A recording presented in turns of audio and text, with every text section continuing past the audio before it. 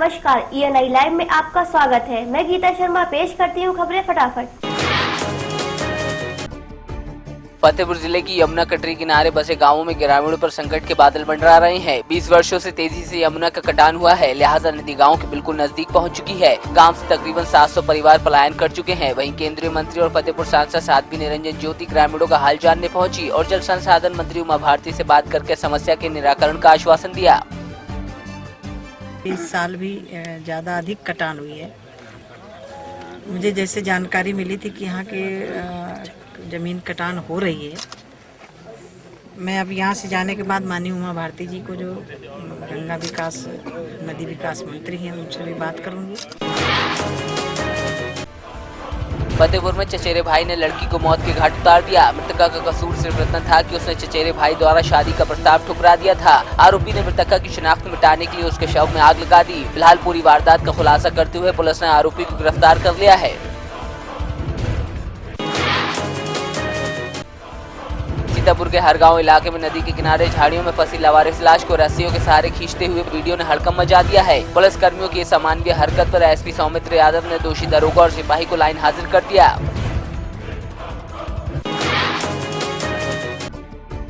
कांग्रेस की 27 साल यूपी बेहाल यात्रा 30 सितंबर को आगरा पहुंचेगी, जिसको लेकर आगरा में कांग्रेसियों ने तैयारियां शुरू कर दी हैं। उधर आगरा कांग्रेस शहर अध्यक्ष हाजी अबरार कुरैशी ने रथ यात्रा को रवाना किया, जिसमें सभी विधानसभा क्षेत्रों में घूमकर कांग्रेस की नीतियां बताई जाएंगी। बांदा शहर कोतवाली के बाबूलाल चौकी से महज 100 मीटर की दूरी पर 2 चोरों ने एक मोबाइल की दुकान पर शटर तोड़कर चोरी की वारदात को अंजाम दिया। चोरों ने दुकान के अंदर से एक कंप्यूटर समेत 6 मोबाइल और नकदी पर हाथ साफ किया। फिलहाल पुलिस मामले की जांच में जुट गई है। बांदा जिला अस्पताल में शराब पीकर 2 युवकों ने जमकर हंगामा काटा और पूरे स्टाफ के साथ अभद्रता भी की। कई घंटों बाद पहुंची पुलिस ने शराबियों का मेडिकल तो करवाया, लेकिन इन रसूखदारों को बिना कार्रवाई के छोड़ दिया। फिलहाल पुलिस इस मसले पर कुछ भी कहने से बच रही है। बांदा में दोहरे हत्याकांड में 23 साल बाद पीड़ित परिवार को इंसाफ मिला। 23 साल पहले दलित बाप बेटे की हत्या कर शव को जला दिया गया था। इस मामले में अदालत ने अपना फैसला सुनाते हुए 3 मुख्य आरोपियों को आजीवन कारावास और 7 आरोपियों को 5-5 साल की सजा सुनाई है, जबकि 103 साल के वृद्ध आरोपी को जमानत पर रिहा किया गया है। प्रदेश में बड़े पैमाने पर IAS अधिकारियों के फेरबदल के बाद चित्रकूट मंडलायुक्त मुरली मनोहर लाल बांदा पहुंचे, जहां उन्होंने अपने दफ्तर पहुंचकर कार्यभार संभाला। वहीं मीडिया से बात करते हुए उन्होंने अपनी प्राथमिकताओं को भी बताया। शासन की प्राथमिकताएं होती हैं, वही प्राथमिकताएं हमारे चेयर की भी रहेंगी।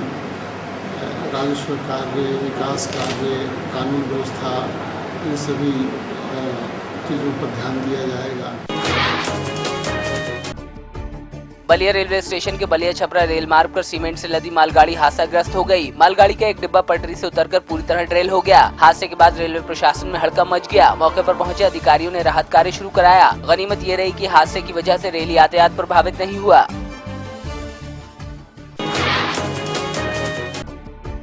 मऊ में सरकारी पैसे में गड़बड़ी करने का बड़ा मामला खुलकर सामने आया है, जिसके बाद मऊ दीवानी न्यायालय के आदेश पर अल्पसंख्यक कल्याण अधिकारी समेत 7 लोगों के खिलाफ कोतवाली में केस दर्ज हुआ है। बताया जा रहा है मदरसे में एक ही परिवार के 7 लोगों की नियुक्ति कर पैसे निकाला जा रहा था, जिसमें अल्पसंख्यक कल्याण अधिकारी विजय प्रताप यादव पर शामिल होने का आरोप है। फिलहाल पुलिस मामले की जाँच में जुटी है।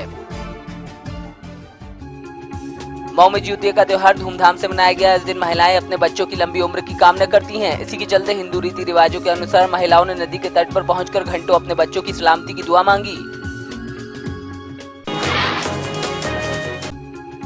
पितरों को तर्पण करने के लिए श्रद्धालुओं के जत्थे जगन्नाथ यात्रा के लिए रवाना हो रहे हैं। इसी के चलते बदलापुर चांदापुर गाँव से क्षेत्रवासियों ने हर्षोल्लास के साथ एक जत्था बैंड बाजी के साथ रवाना किया। बदायूं में महिला आंगनबाड़ी कार्यकर्तियों का धरना जारी है। वहीं आंगनबाड़ी कार्यकर्तियों के धरने को अब किसान नेताओं को भी समर्थन मिल रहा है। उधर आंगनबाड़ी कार्यकर्तियों ने कहा कि जब तक सरकार उनकी 24 सूत्रीय मांगे नहीं मानती, धरना खत्म नहीं किया जाएगा। प्रतापगढ़ जनपद के सांगीपुर क्षेत्र में माँ बाप की मौत के बाद गरीब परिवार के 5 बच्चे दाने दाने के लिए मोहताज हो गए हैं। दरअसल साल 2005 में पिता की मौत किडनी डैमेज के कारण हो गई थी, तो वही बीती 17 सितंबर को माँ भी इस दुनिया से रुखसत हो गई। बहन भाइयों में सबसे बड़ी सुनीता की शादी पड़ोस के गाँव में तय हुई थी, लेकिन इन अनाथों के पास खाने तक के लिए नहीं। ऐसे में ना तो गाँव का कोई शख्स आगे आया है और न ही सरकारी मदद मिली है।